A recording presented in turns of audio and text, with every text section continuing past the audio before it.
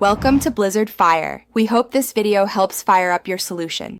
You start by confirming exactly where Val V59 appears and why it matters. You need device model and OS version so fixes match the platform.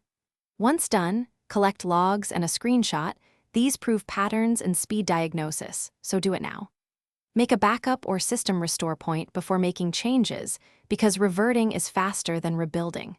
While you prepare, note any recent updates or config edits. Those are the most common triggers and will shape the next steps. You now dig into the logs to find the call that produces 59, trace timestamps and related codes to narrow the module. Next, methodically apply common fixes, reset permissions, clear caches, and reinstall the specific dependency tied to that module.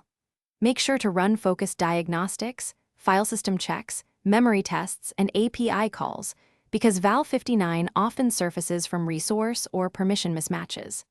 After each change, reproduce the error and record results so you eliminate causes systematically. You finish by validating the fix with a full regression test and by monitoring the system for 1 to 2 days to catch intermittent reoccurrences. This confirms stability.